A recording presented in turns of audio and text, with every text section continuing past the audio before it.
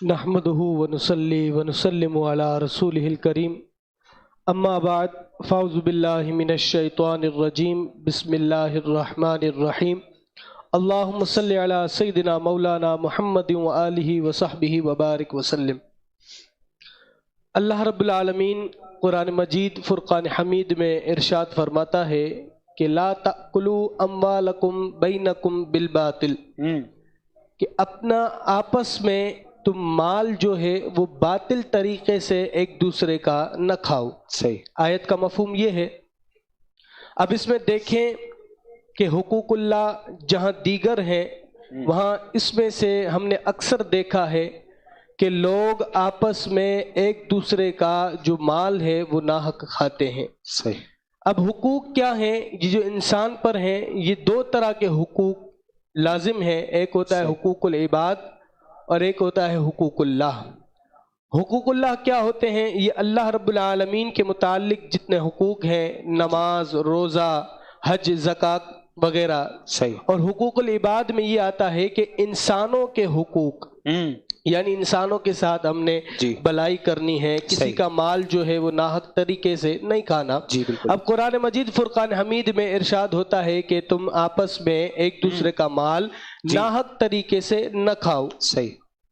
تو اس کو قرآن مجید فرقان حمید نے آپس میں ایک دوسرے کا ناحق مال کھانے کے متعلق ہی کیوں فرمایا ہے، اس میں غور کرنا چاہیے۔ اس لیے کہ انسان جو ہے نا، یہ اس کے اندر ایک طبع رکھی گئی ہے، نفس کے اندر یہ ایک طبیعت رکھی گئی ہے کہ انسان کو لالچی بنایا ہے، اور ہمیں مال کو دیکھیں کہ ہمیں مال زیادہ محبوب ہوتا ہے۔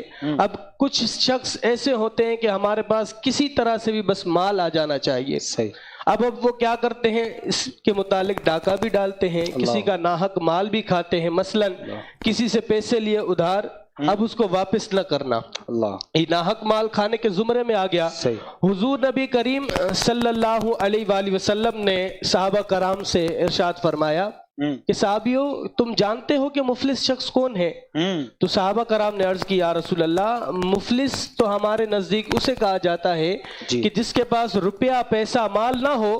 تو سرکار علیہ الصلوۃ والسلام نے ارشاد فرمایا کہ مفلس شخص وہ ہے کہ جو قیامت کے دن اللہ رب العالمین کی بارگاہ میں حاضر ہو، اپنے اعمال لے کر، نماز لے کر، زکوٰۃ لے کر، روزہ لے کر، حج لے کر، لیکن اگر دنیا میں اس نے کسی کا ناجائز طریقے سے مال کھایا ہوگا تو یہ تمام اپنے اعمال وہ اس شخص کو دے دے گا۔ اللہ اکبر، اللہ اکبر، اللہ۔ یعنی قیامت کا دن ہوگا، اب اگر دنیا میں ہم نے کسی کے ساتھ ناجائزی کی ہوگی، کسی کا ناحق طریقے سے مال کھایا ہوگا، کسی کی زمین دبا لی ہوگی، زمین غصب کر لی ہوگی، تو قیامت والے دن اللہ رب العالمین اس بندے کو جس کا مال کھایا ہوگا اور اس بندے کو جس نے مال دبایا ہوگا کسی شخص کا، دونوں کو کھڑا کرے گا اور وہاں عدل انصاف فرمائے گا کہ جس کا مال جس پر ظلم کیا ہوگا مظلوم کو، فرمائے گا کہ اب تو کیا چاہتا ہے؟ وہ کہے گا مجھے تو اس کے بدلے میں جنت چاہیے، کیونکہ دنیا میں اس شخص نے میرا مال دبا لیا تھا۔